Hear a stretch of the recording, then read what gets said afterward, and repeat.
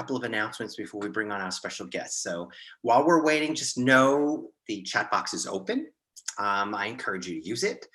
Stay with the chat box versus the Q&A if you don't mind, only because I can't think of too many things at one time. So Q&A, chat box, use the chat box, is better for me. Chat box will be open the whole time, and I encourage you to ask questions. We might not be able to get to every one of them, but be rest assured, I definitely look through all of them, and then I always share them with our guests so they know what's going on in your guys' mind. So welcome, welcome, welcome. Where are you joining from? Good afternoon, good morning, good evening. Hi, Kathleen in Portland, Oregon. Good to see you. Hi, Joanne. Where's everybody joining from? Love our Canadian friends. Great. Hi, Wendy. Hey, Beth. Beth, you're usually my first hello. Hey, Lynn, Anita. Great to see Florida in the house. Hometown, Denver, Colorado.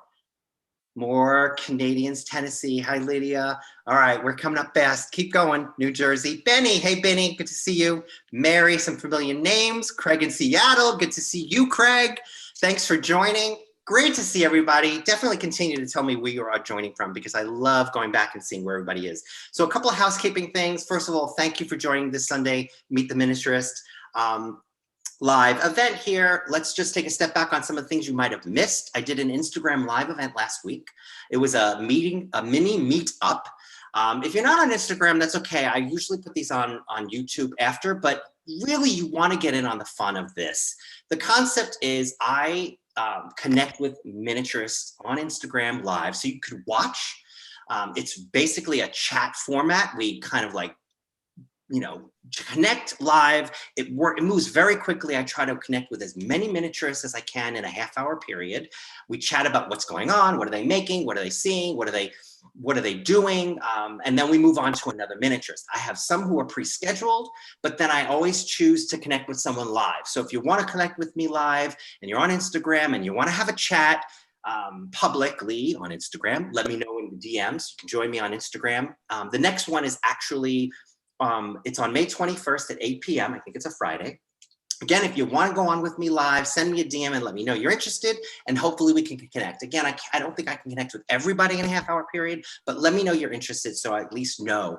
And if anybody got to see the mini meetup live, we had a blast. Tell me what you think about it and if we should do more of it. Coming up is another Instagram live, Meet the Miniaturist. I'm featuring Linda Facci on Thursday, May 27th. All of this you can find in my social media channels and by signing up for my newsletter that goes out weekly. I had an awesome Meet the Miniaturist with Craig LeBenz, who's on the line with us right now. You can see that replay on my YouTube channel. It was a really great Meet the Miniaturist. He's like mind-blowingly talented. So check that out. And then May 23rd, links to follow, I will be doing Meet the Miniaturist, Meet the Guild. If you don't know about it, the International Guild of Miniature Artisans, they're a fabulous organization, all about fine miniatures. So in a couple of weeks, I will be sending a link to that. You won't want to miss that.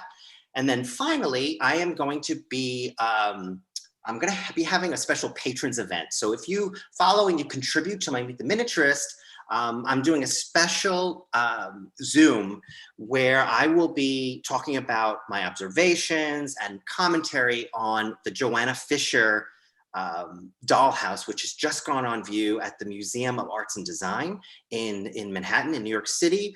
I got some great video, I got some great photos, and I'm going to be sharing my experience seeing that dollhouse. So again, it's a very special patrons event. I will put the link in my bio if you want to contribute to my Meet the Miniature series, and I'll be sending out links to join that special patrons event over the next week or so.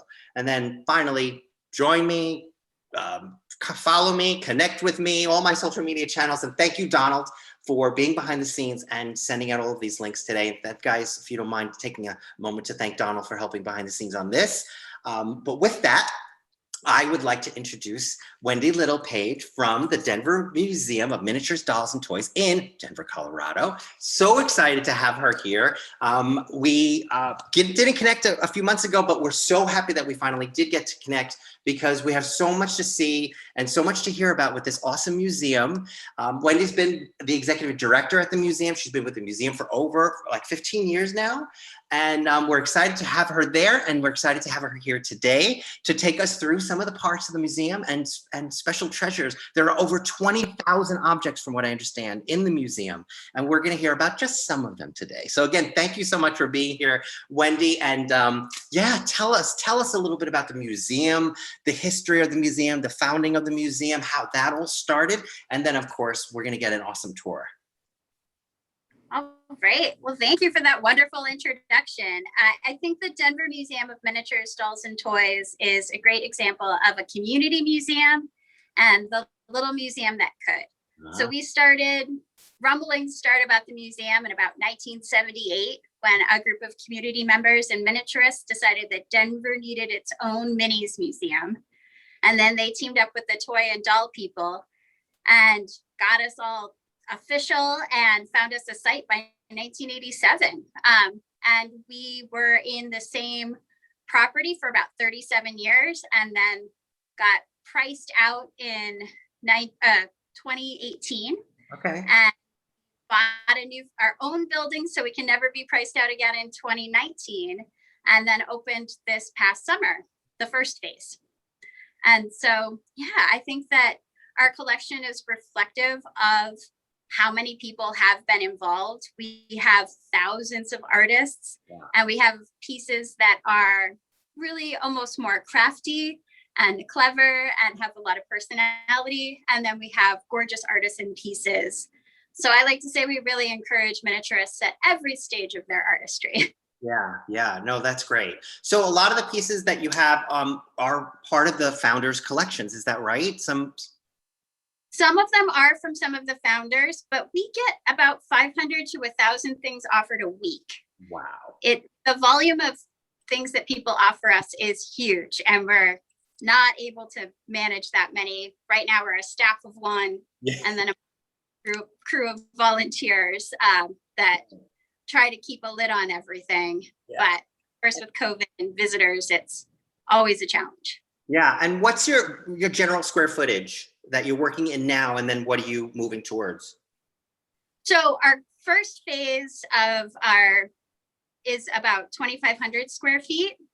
And then when we are able to fundraise and put in an elevator, we will be at about 9,000 square feet of public space, and additional space set aside just for our offices and storage. Wow. And all that glamorous stuff. That's awesome. So that's a great long range plan. That's fantastic. Yeah, we're excited. Our next thing that we're opening is our classrooms. We've had such a huge amount of people starting minis that we really want to restart our mini meetup. Real casual, come. We'll have some of our experts on hand, ask your questions, try a kit. So hopefully they'll start this summer as COVID hopefully gets better. Yeah, no, that's awesome. So that sounds like there's just like so many wonderful things happening there. That is great. And we talked a little bit about this before, about how COVID has sort of changed the dynamic and, exposed miniatures to a whole bunch of people. And I think at the end of the day, this can just be great for us in the miniatures world and bringing more people in, more artists, more enthusiasts, more minis for everyone. Yeah, so that's great. That's exciting. So it sounds like, you're in the right place at the right time, really, at this point where you're ready to, explode. Yeah. So tell us a little bit more about what we're going to see today. Well, we're going to start with kind of one of our showpiece houses. It's the house with the cutest story. And then we're going to move to another big mansion. I've got an antique piece, and then some of my favorite things that I pulled just from our artisan case. Beautiful. We did have a quick question while you might be pivoting. You do have a gift shop, right? Yes. And you also host a show. Can you talk quickly about that before we see the miniatures? Before I forget, I don't know if we get to it. You do your own sale and show. Yes, we do have a gift shop, and it's open during regular museum hours. So we're still a little limited to how many people we can have in our building.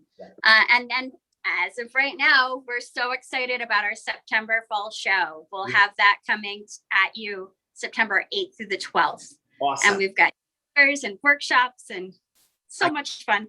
Yeah, well, we're going to put the link to your website in below in case people don't already know it. They can link there and find out everything. They could probably join your newsletter or your website, that kind of thing. I bet. Wonderful. Thank you. Great.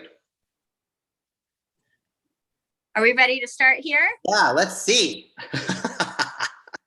All right. So this piece is a crowd favorite. It is the Someday House. And the Someday House is called the Someday House because Betsy O'Mara, one of our founders, said, someday I'm going to have a dollhouse of the house I grew up in. And this is the house that is still in Denver. And she had always said that. And then in the 1970s, I think 76, her husband said that someday is now and had this made for her. The house is built by local dollhouse builder Norm Nielsen of Norm's Dollhouse fame.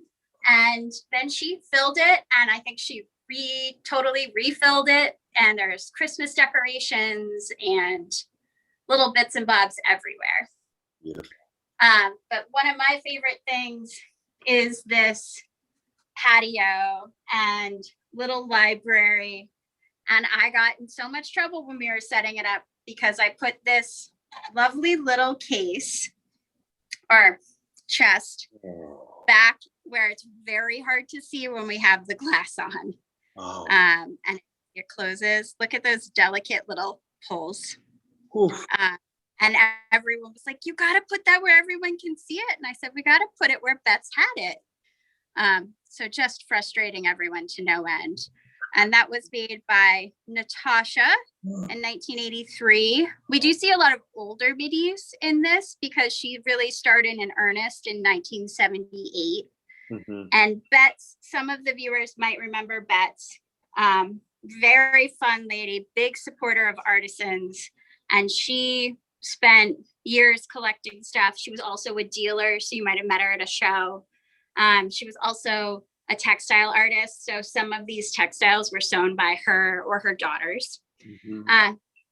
But this house, these front 3 rooms on the lower level are still very much the same. The house just sold, so I did a little internet sleuthing. And her family was in horses. Her dad was a rancher, so this was their house. But she married Al O'Mara, and Al O'Mara brought Ford cars to Denver. So that's why right out front we have this flashy, fun Ford Mustang. Wow. Can you talk a little bit about some of the artists that might be represented in the house, and how did she collect? Did she go to shows and acquire? What was her method?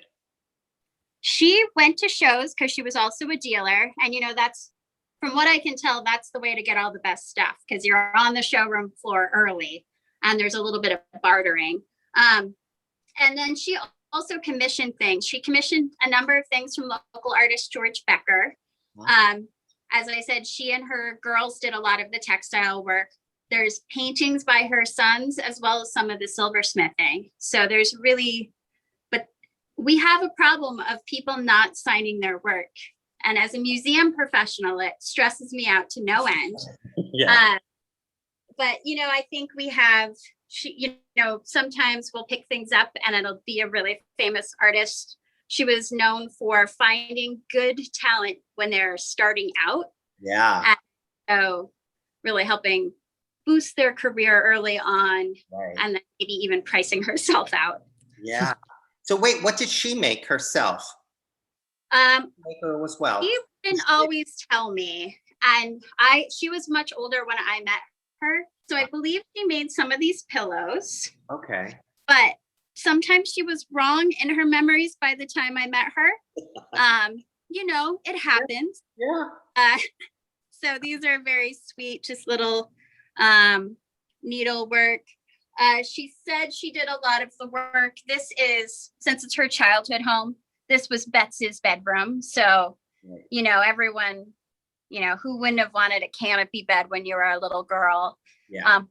And flowers and nightgowns and all sorts of fun stuff. So she might have made more of the pieces in there. She definitely didn't sign her pieces. Mm-hmm. Yeah. I think that the overhead lighting is kind of interesting. It's not a traditional, obviously not a chandelier on the second floor in that bedroom. It's it's like recessed light. I like that. Gives a nice lighting. Yeah, this whole house comes apart. I never ever want to move it again. Anyone who was involved in that agrees. But this whole roof lifts off. Everything comes out of this house. There are actually side pieces that close up the whole house, but all of that came off, and you have to turn this whole thing vertical to get it through a door. Wow. Just the worst. But yes, but the plus side of this is even with the 1970s electric and incandescent bulbs, there's enough room that it doesn't get too hot. And they did a bunch of these sort of overhead lights, which were hard to do, I think, until we get into LED lighting. Yeah, for sure. And so it happens a lot on the second floor of the house, and they have been much more stable than the rest of the dollhouse lighting. Yeah, I'm looking at that gain table on that first floor. That looks like a beautiful piece. That piece, I'm a little worried to move it, but we can. No, don't. I don't want to be responsible. It's beautiful. It looks beautiful right now. Yeah, that one. And I even had a local, my friend who works at the Denver Museum of Nature and Science is a real chess guy. So he sent me how I was to set it up. So it's an actual match. I don't remember which one, but he said someone would know. So right. We're yet to have anyone recognize it. Right. Very nice. Really nice. Let me know if there's any questions in the Q&A. Somebody does ask, what makes a miniature museum worthy? I think that's a really good question. What makes a miniature museum worthy? Worthy. Yeah. What are you looking for? Worthy of what? I guess to be in your museum. Worthy of being in the museum. Worthy of being here. Well, we do look for a lot of local. So I think it would be, I mean, there is a preference to given to, we're at the Denver Museum. So we do give a little preference to local artists. Also just high-end pieces or culturally significant pieces. If we had something that really reflected something like the civil rights movement, might be interesting to have, because then it's not only a beautiful miniature, but it also reflects an important part of American history. Yeah. So sometimes, and that's an extreme example, but you know, and in the topic of conversation, or like something like a topic like, the American West, we have a lot of pieces that reflect the history of the European migration west. So we have brothels and saloons and all sorts of stuff in miniature. And do you have rolling exhibits? Do you bring things in and out in the short term? And we do. Right now, we have less space for rolling exhibits. We're still getting used to the space, and we haven't been able to expand yet. And I'm never moving this house again, as I mentioned. We heard that I might never move again. But we do, when we have visiting exhibits, we'll have artists come and bring larger collections and curate it with a little bit of our help, so people can get to know, what makes someone and what makes someone get into miniatures or really strive to be the level that they are. Yeah. People always like hearing about artist process. Absolutely. So we did have one more question, if you wouldn't mind seeing the house again, pulling back from it. And what was the name of the collector again? That's O'Mara. O'Mara. That's also sometimes Betty. Betty, got it. And she's still with us, right? You said she's a little older, but she's still with us. No, she's sadly not. Her daughter Marilyn is still around, and a few of her sons. Her son still owns the Ford dealership. Got it. And that is a Tudor style home. Yes. Beautiful. There's a whole development that happened in the early 20th century, high-end development in Denver that has got a lot of that Tudor look. That is one of my favorites. That was beautiful. Thank you. Well, should we continue around the house a little bit? Yeah. One of my favorite views is this very long room. It is the most impossible room to clean because you have to have the longest, thinnest arms to get in there. And that rug is all hand needle pointed. And we put the dog on the couch because we like a bad dog around here. So that's the piece that's getting a lot of attention on a recent post that I just did. It is a beautiful piece. It's just stunning. Here, Yeah. this table is people really are loving it. Yeah. and the rug too, frankly, it's so thin. Yeah. You know, both of those, just the level of delicacy and work is stunning. Just stunning. Yeah. And this has been somewhere else, but we moved it up here because we liked it so much. Yeah. Beautiful. Just beautiful. I love that you can get into a different angle of the dollhouse and like it goes all the way through. I love when it's just not one dimensional or flat, or I don't know what you call it, but yeah, I love it. Mm-hmm. This house has a bunch of that. There's a hallway that everyone always thinks they know where it comes out. Like, oh wait, that's that room. So we have scavenger hunts, photo scavenger hunts through the museum, especially for kids, but everyone does that. And we'll do those funny long angles, and people spend all this time trying to find what angle and what the piece is. We're really sneaky about getting people to really look through the houses. It's hard to get people to slow down. Yeah. So Marge is asking if she missed something, but was this house ever in Arizona? I don't think so. Was it? It was always in. It wasn't. And I think she did move to Arizona, I think, for a while. Or snowbirding there. And she had lots of friends there. So this house she had in her house in Denver, and then she had it on long-term loan to us for probably 20 years. Right. And then the family donated it in 2018. Yeah. Is that usually under glass? Because there is a question about how do you clean it? It's usually under glass. It is. Usually we took off the plexi because we love you so much. Usually there's plexi wall. It's not a full wall. We clean it carefully. Yeah. We've got little dusters. We've got a little vacuum. We've got paint brushes. To get the back corners, we had to mop this floor, and we tied really soft cloth we rubber banded it to some long wooden dowels to get those back corners. Wow. But yeah, we spent about 10 days cleaning this January. Wow. We had a small crew. Yeah.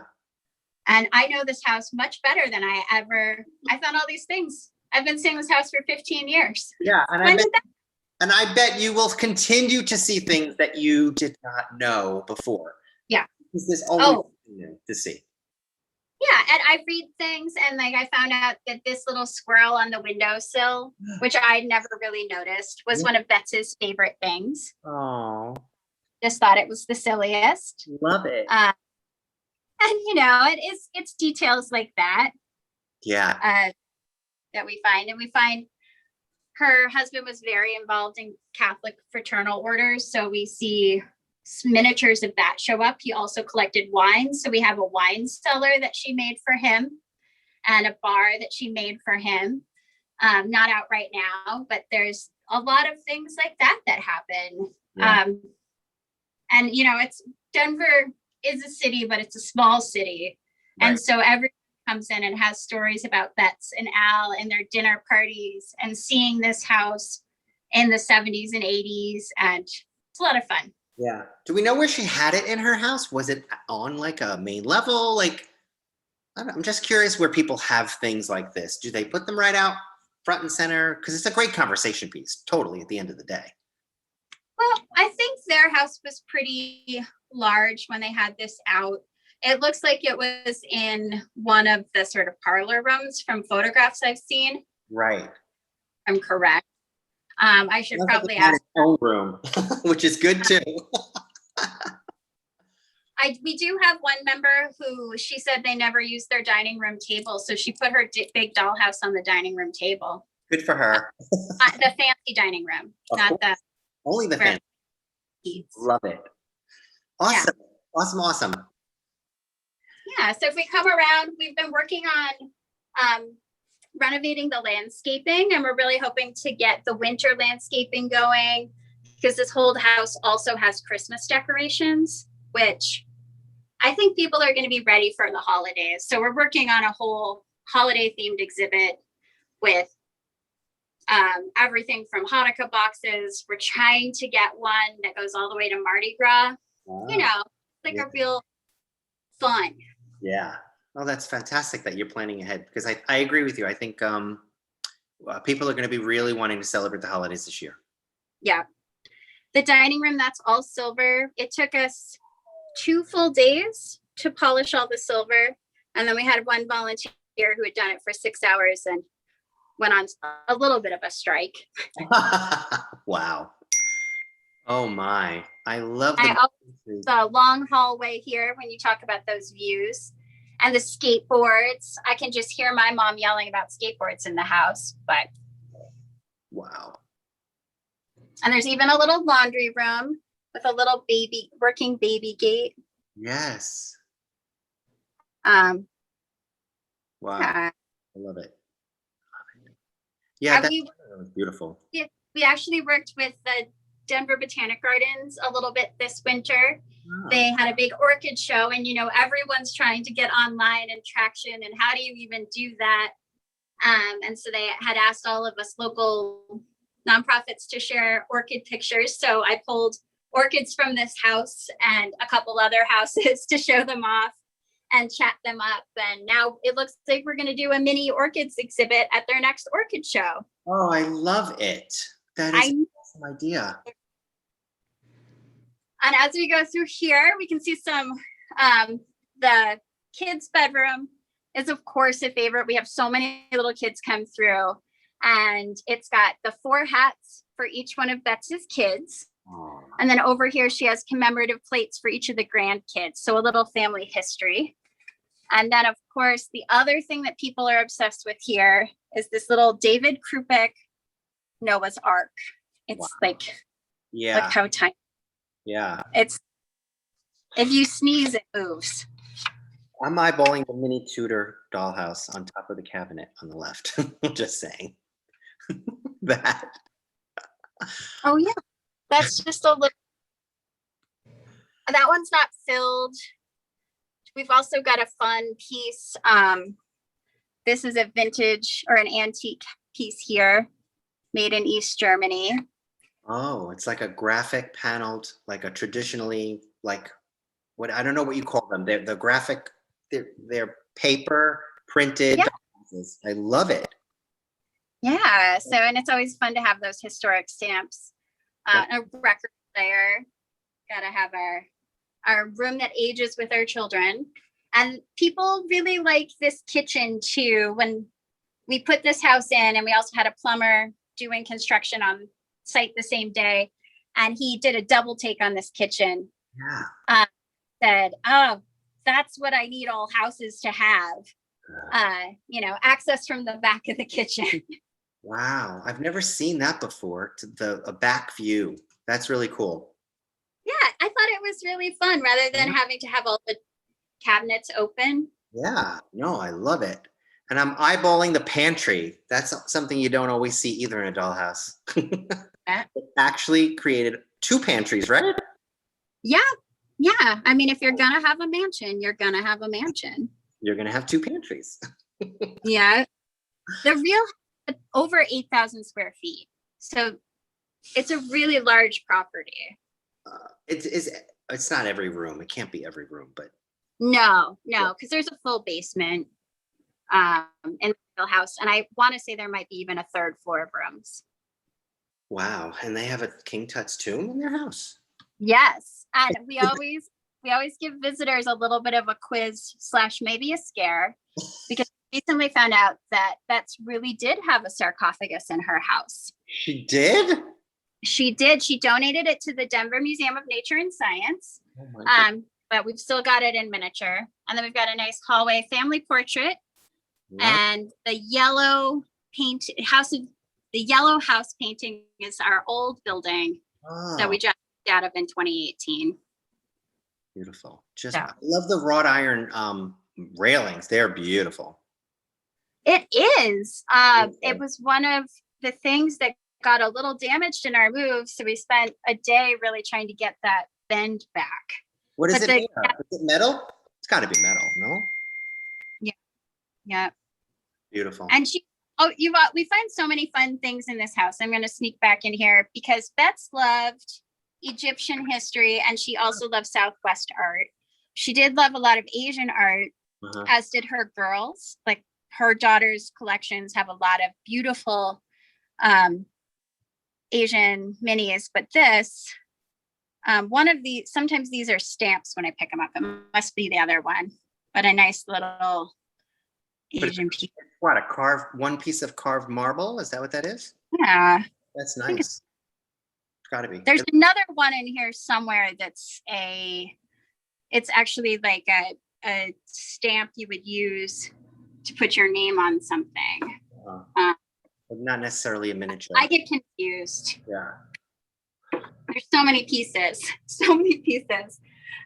and then as we move to the front, we have some really lovely hand-done family crests. Beautiful. Which is really pretty. A little hard to see, but someone said it's called a chop. Allison is calling, I don't know what it's called, a chop. Maybe the stamper is called a chop. Does that make sense? It could be. Okay. Yeah. Thank you, Allison. Love the round door. My goodness, you don't see that often. That's very skilled miniatures made that door. Beautiful. Yeah, Norm Nielsen really had a gift. I think his pieces have a lot of personality. Yep. A high degree of difficulty too. Oh, and there's that bathroom. This is her fantasy movie star bathroom. It's got a gold toilet and a marble and gold bathtub. And, I can just see a movie star with a bubble bath in there. Yep. Beautiful. Just beautiful. Loving it. Should we head to the next house? Sure. Or is anything else on this one? No, I think we're good. Wendy is saying this is making me want to visit Denver, and that is what we want to hear. Because I know this is on my bucket list now for sure. Great, wonderful. Come see me. You can play Quiz the Director in the gallery. It's a crowd favorite. All right, so we're gonna come this way. This house has been really popular since we put it out in August. It's just, there's so much happening in this house. And the story behind this house is that they've brought out they've bought the town's first automobile, the horseless carriage. And so they're having a party. As they should. And I feel like you can just hear these guys. Can't you hear that conversation? Sure. How fast does it go? Like, how's he ride? And the little boy checking out the engine. And I love the copper roof on this. For sure. That is just awesome. Love it. Yeah, it's and we'll go around to the other side so you can see inside. But this house is all about the action. Yeah. It's also a founder's house. I missed that. Is it what? This was also a founder's house, belonged to the founders? No, this is just another Colorado artist, Mariana Wilkinson. And she's,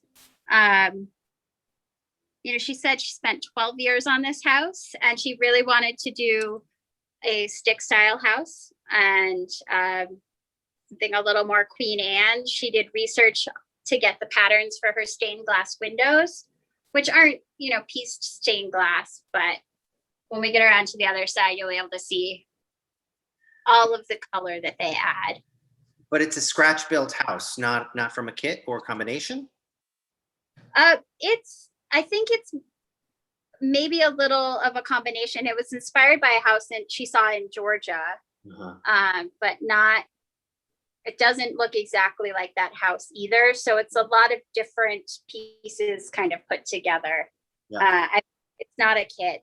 Because I can't imagine the kit being this big sometimes, but I guess they are. Beautiful. Might be 4 or 5 kits. Yeah. Yeah, it looks like quite a big house. So yeah, there. How many rooms are there? Oh, dozens, A do- a dozen. It's big. It's big for sure. Let's see, 1, 2, oh, whoa! Look at this. 15. So I love the rooftop patios. This is the kids' rooftop patio. It's got this wonderful dodo pull toy. I like tiny food, big Yeah. fan. And I think this kitchen, this is a working kitchen. If you're going to have a big party, I think you kind of need this many people. And it's a double level kitchen. There is a dumbwaiter that moves. And just sometimes kids get a little freaked out if you look all the way towards the black back wall in the back corner. Can we get there? You'll find a whole bunch of really accurate looking dead animals. Right. It can be easy to get. There we go. You see the ducks hanging and the bunny rabbit. It's a little, but accurate. And then it comes to the butler's pantry. And he's just there getting everything ready. Beautiful. And and then we get into sort of the more family part of the house with all this lovely little laser cut detail work. I always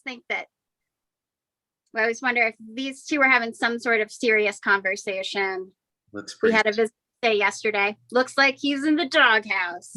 Yeah. I don't know if it's that bad.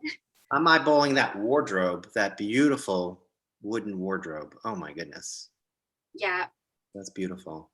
The burled wood. So this piece is tricky because it can be really hard to see everything.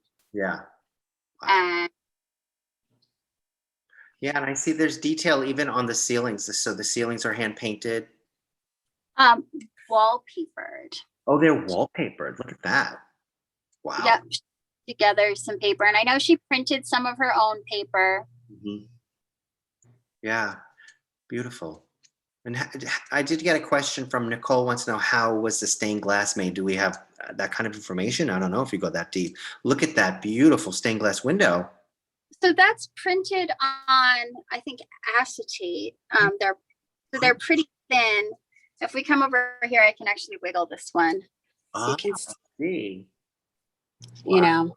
Yeah. Beautiful. Excuse me. Then we got the lady getting ready here with her fluffy dog. I thought it was just a powder puff for a long time, but it's a dog. And then people really like this laundry room.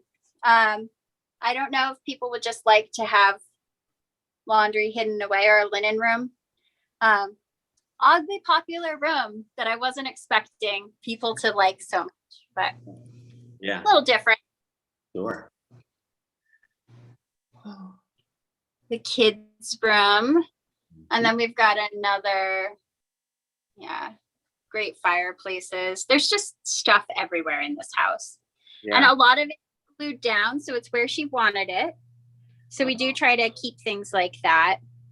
Right. This has so much going on.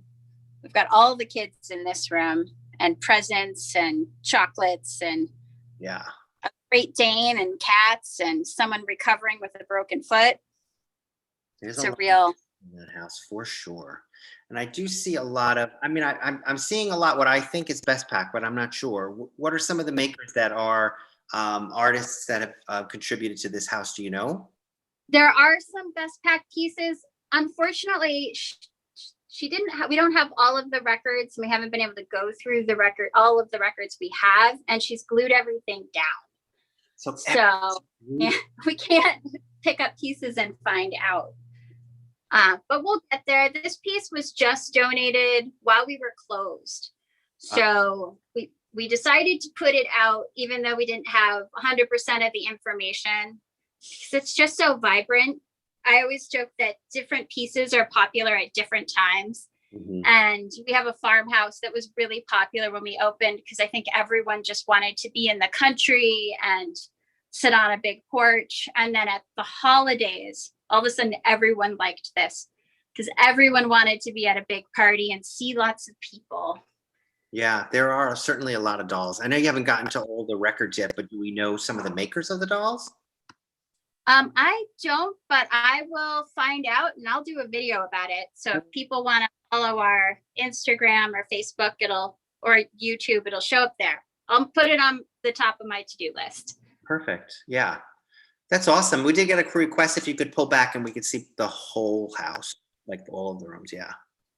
Oh, yeah. There's a lot. I mean, it's big. It is. It's big. Wow. And we're having a custom case built for it now. Mhm. And then we're going to display complementary pieces underneath. So maybe looking at an age that this is supposed to be Mhm. representing, finding actual pieces that would have been around, or maybe some additional miniatures in this style. Right. Or maybe trade them in and out. Awesome. Awesome. Awesome. All right. Do we have any other questions before we move on to another house? They love the laser fretwork. That's great. It's great. I'm worried about the longevity of that as a curator, nerd, conservationist, but I love the look. Yeah, for sure. Yeah. So if you do your work and how you did it, so you can redo it. Right. Yeah, this is going to be my personal favorite. I can't wait to hear about this. So this piece is a lot of fun. I'm putting on some gloves so I can pull some pieces for you.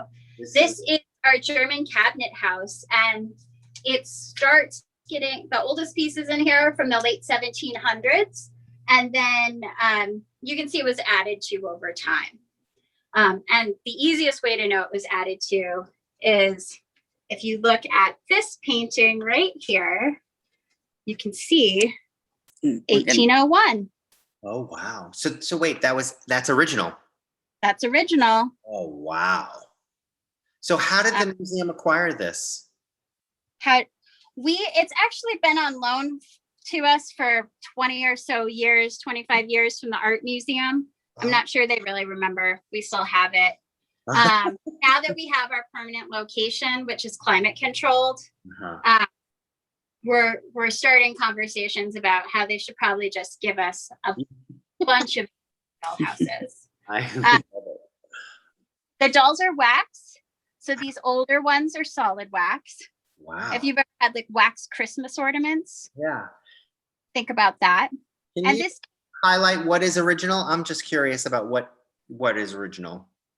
Well, everything is original to when it was donated to the art museum from a doctor in Colorado Springs. Okay, right.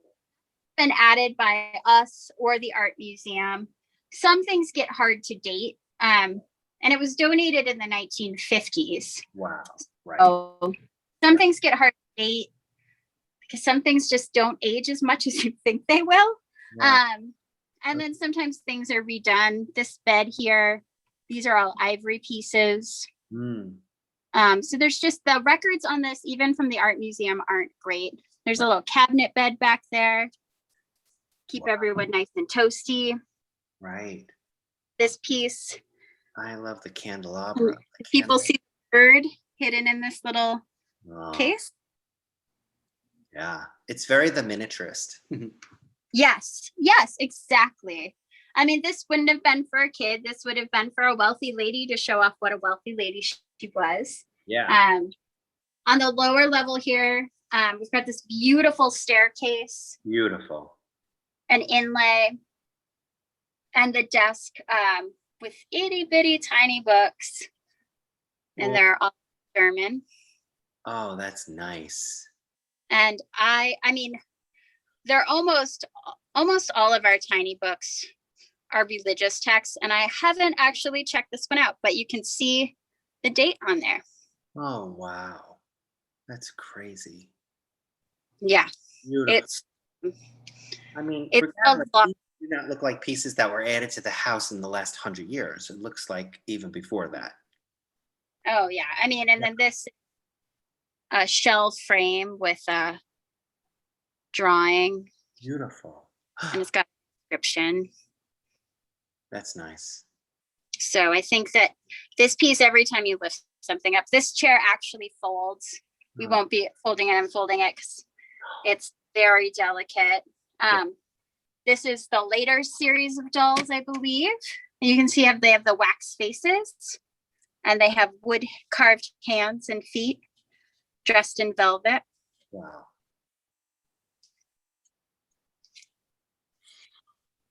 Fantastic. Love it. Yeah. It's such a fun piece because it really does give us that how long have been people been doing miniatures and who does miniatures? Mm-hmm. And that idea of how is a dollhouse an heirloom piece? Mm-hmm. This is the kitchen. So you can see some, obvious kitchen tools and spinning and some nice little carved chairs. You can even see that old animal glue in there. And What's peg. Glue? What did you say? Well, glue made out of animal-based glue. Oh, this is new to me. So in those times, they obviously didn't have Elmer's, but they used something called animal glue. Mm-hmm. You would make a glue based out of, you boil it down. I want to say it's like the tendons, but all the time I'm blanking. I've only made it once and I did not ever want to do it again because I remember the smell being really difficult. Yeah, I bet. Yeah, just super. I love the aging of it. The fact that it is aged. I love the walls that it's just awesome. Yeah, it's such a fascinating piece. It is. And I always think about how dark it must have been to live in one of these city row houses. The electric is of course new. We think that was added in the 20th century and has been rewired, but beautiful. And the paintings, those are beautiful too. Those are a lot of oil paintings. Oh, right. Joyce is saying in the old stories, dead and dying horses are sent to the glue factory. That makes sense. They used to joke and say, we're going to send you to the glue factory. Oh, there you go. I get it. That's exactly it. Thank you, Joyce. Fantastic. Yeah. Oh, the metal work, beautiful. Just beautiful. It looks like there are a lot of original pieces. I don't see anything 20th century. Really? No. I don't think there really is anything 20th century. There's a couple pieces like maybe redone. I wonder if something like this little, not this, but something like this pad would have been redone. Yeah. It's the bed.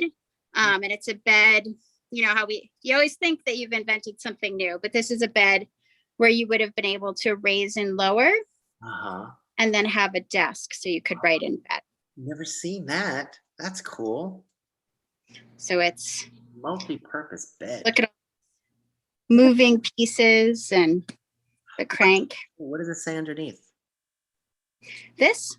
Yeah. Oh, that's your museum thing. That's your museum. Yeah, that's the accession number so we can track it. It says 1945-222. Got it. Awesome. So that's when it got put into the collection. Nice.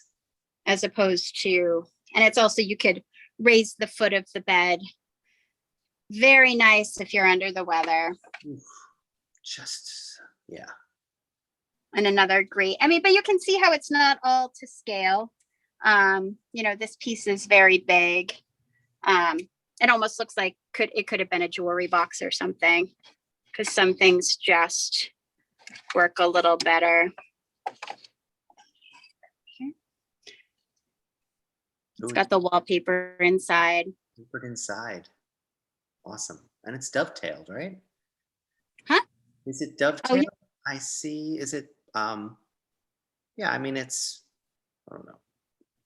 Traditional joinery, I think. Yeah. Looks like. And then this mirror with painting on it. Yeah. Yeah, the scale is off, and that tells you it's period, because scale was not of importance back then.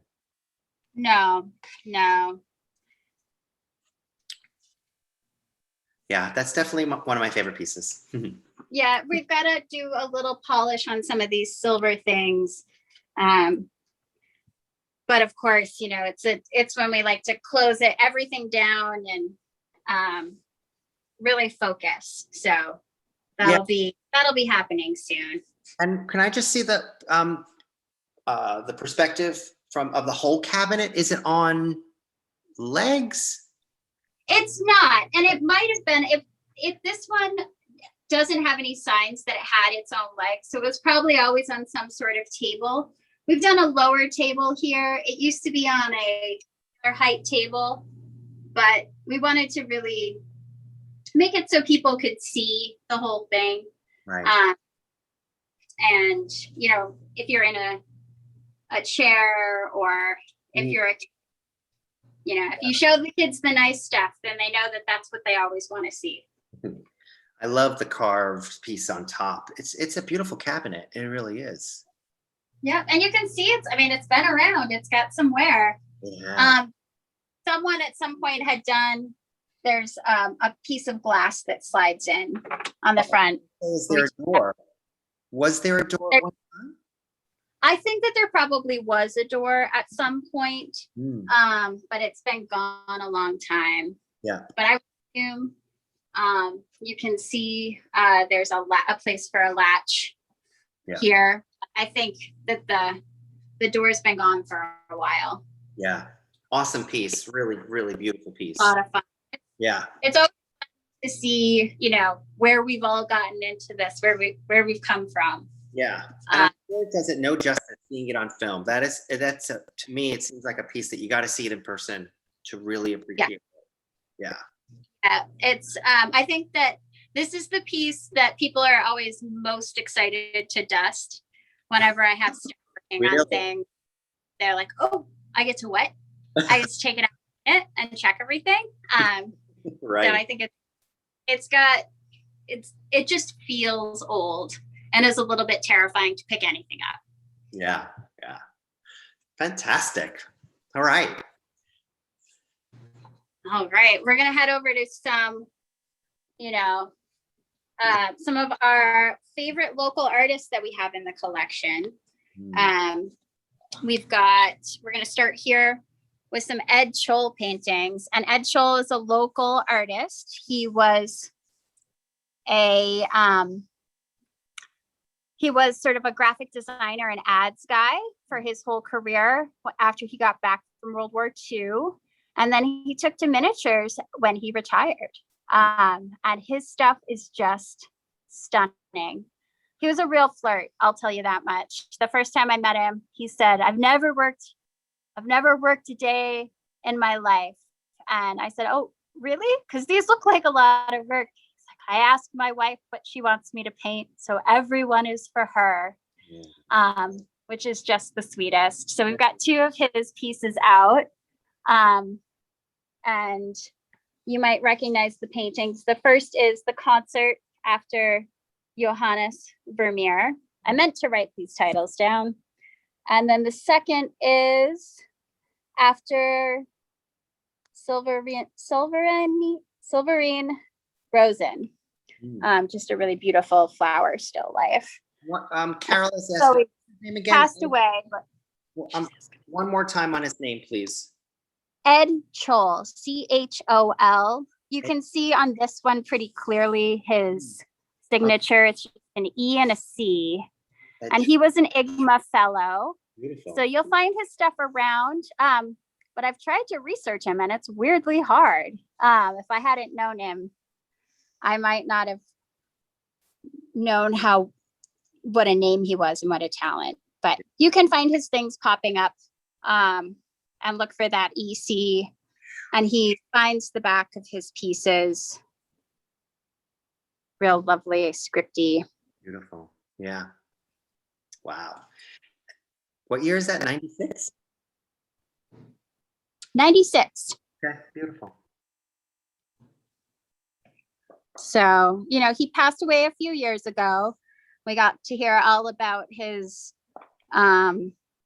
time in World War II and how he got into miniatures and how it really helped him with some of the stress of having been in World War II Pacific Theater, which was a really beautiful story. Yeah, right. I love how you focus on local talent, and it's amazing that you have so much of it. We do. I think partially because, you know, Denver's always been a bit of a crossroads. Then I also think because with a museum here, there was always sort of a touch point. Right. These pieces here are by local artist Bear Linver of Standing People Designs. He's an IGMA artist. I always mess up the categories, but he's a big guy. Look for him at shows. See if you can get him to laugh, because he has one of the all-time best laughs. He's a former board member as well.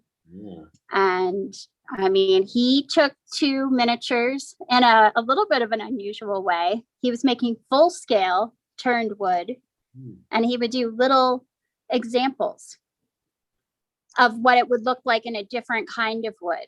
And Miniaturist kept coming and buying his samples and not his. Wow. Almost like the apprentice samples when they bought the salesman samples in furniture in the early 1900s. Interesting. Yeah. Good way to sell. So he's still working. A lot of fun. And then this piece we actually had to look up as we were starting is by Jean Yingling. It's just a really beautiful urn. Beautiful. Look at all that detail. And I think it's showing up. We thought it was black, and then we looked at it, and it's actually chocolatey colored. And I see a little metallic-y gold happening, right? Yeah.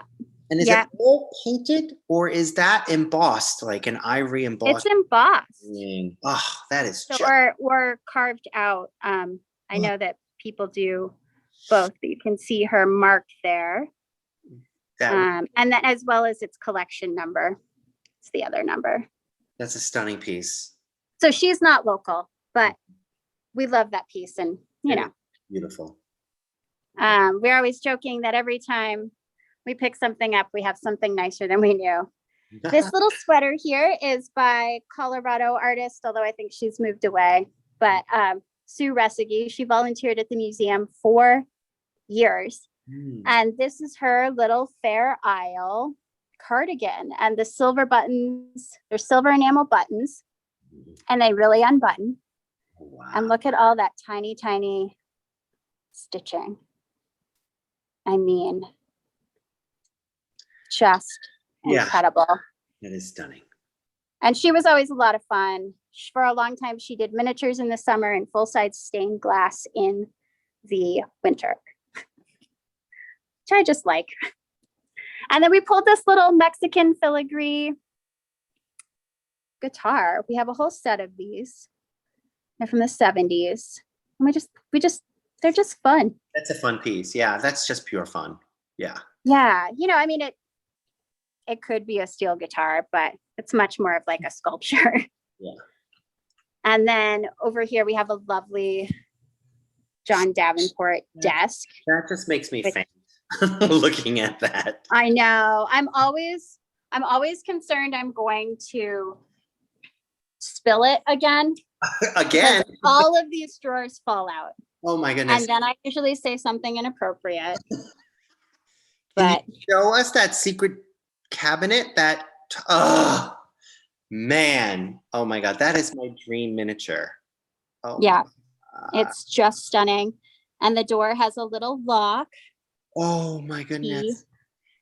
What else is there hidden compartment wise? Is there a little compartment behind the door too? Like, because I don't think there is. This is pretty narrow. There's gonna wow. I guess I could take my glasses off.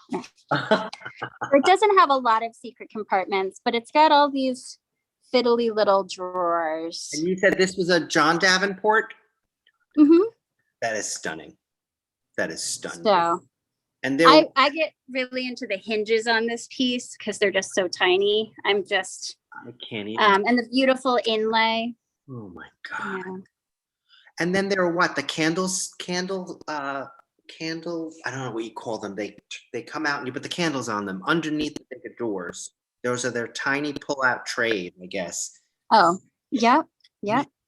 For, Good. I think for candles or yeah. Wow. Okay, that's fabulous. Thank you for sharing. Mhm. I was like, there's my hands, everybody. Oh, Sorry about that. no, thank you for showing it to us. And then we're gonna sneak back here. Or does anyone have any questions? Or we're gonna sneak back here to another artist. This was made by local artist George Becker, also a former museum board member. And he actually even had some of his things mass produced, his designs in Colombia. But this has, this is such like a guy's study. And it's got the ships and the guns and even a naked lady. But he's really known for his woodwork. A lot of it is this much more heavy, demanding style, real. And there's little designs in the floor. Yeah, the floor is incredible. There's so much going on the floor. Wow. Yeah, so some of it's inlaid and some of it's just drawn on, but I think it's a lot of fun. I like that idea of like, this is where your chair goes. Yeah. Wow. We had a couple really stunning woodworkers of similar styles. There's also a man named Danny Rodriguez that worked about the same time, and he's really known for his leaves. Yeah, it definitely represents a particular style. It's not for sure, but it definitely has a very strong perspective and point of view that calls out this is an art piece. You know what I mean?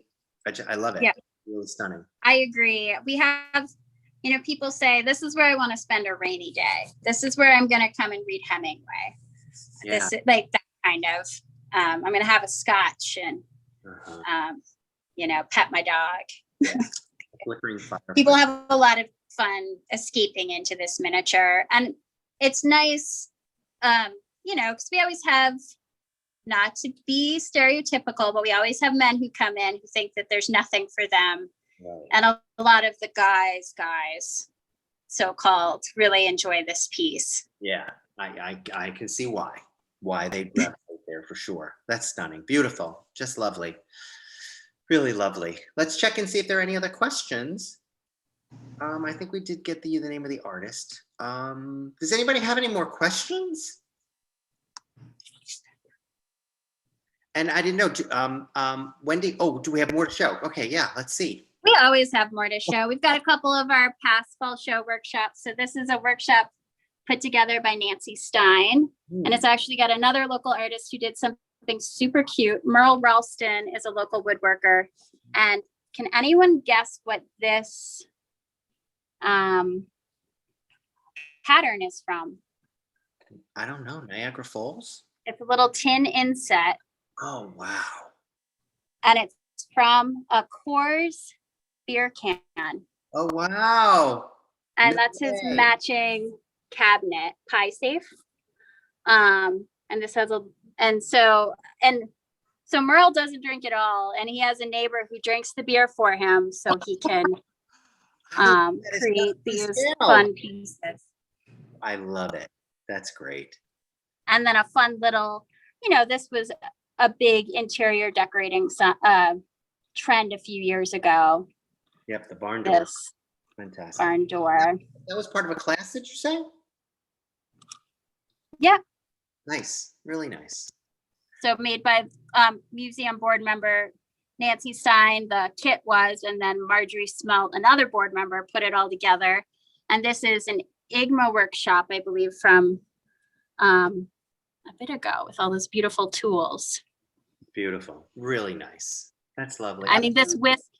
Yeah. I'm into this whisk. It's probably like one of those things that it's like, oh, it's so easy to make, but I'm impressed. And then we have another bit of history. So the first house was made by Norm Nielsen, and this room box was designed by his son, David, who still helps us out and still is at shows. And he was a godsend with some electrical trouble right when we were opening last August. Wow. I So, love it. and that one was put together by board president Barbara Poncherelli. Very nice. Very nice. Really nice. I love the trunk with the Yeah. wedding dress coming out. That's beautiful.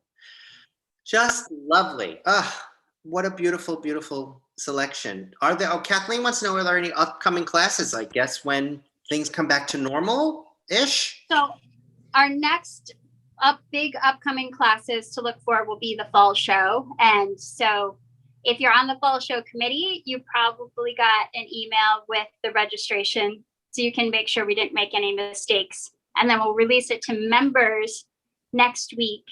Wow. And then it will go out and be publicly posted either late next week or early the week after. And those will be for workshops September 8th through the 12th. Beautiful, beautiful. This has been just so wonderful. Let's see if there's any other last questions for Wendy as we wrap this up, this beautiful tour of this museum. I'm so excited. It takes a second for questions to come up, but we did have some questions about hours and the phone number, which Donald was great. He posted that in the chat box. Future plans besides the classrooms. I mean, you're going to be expanding. I mean, there's a lot of activity happening. So classrooms first, just because we want to make sure all those people coming into the hobby have somewhere to go. Denver has a booming population, so a lot of newcomers want to get them all to be friends and start the next generation of mini clubs. Yeah. And the elevator is our big fundraising push right now. So that's a big one. Elevators, as you might imagine, are about $100,000 for one for a commercial building. Right. And then we'll be getting into the second floor, and that floor is 5,000 square feet, more than that, and it's all slated for exhibits. So we have plans for some more doll and toy exhibits. Our miniature circus, which isn't out right now, will be back at crowd favorite. Our Noel and Pat Thomas house isn't out right now. We have, every time people ask, oh, do you have this artist? Especially if they're an artist that was out before sort of 2010, there's a good chance to do. Beautiful. Well, Wendy, thank you so much for spending this Sunday with us. This is definitely on my bucket list. I would assume a whole bunch of people who are watching today are ready and scheduling to come visit the museum. Congratulations on everything you've done to date, and I can't wait to see what's in the future. You've done some really, really great stuff. So thank you for all your contributions to Miniatures World. Well, thank you. And likewise, let's get people excited. Yeah, and it's happening right now. And you're really one of the places where it is happening. So it's exciting. So thank you for all your efforts. Thank you, everybody at home, for joining us on this Meet the Miniaturist. It's been a great afternoon. And everybody enjoy the rest of your weekend, what's left of it. And we'll see you next time. All right, have a great day, everybody. Bye.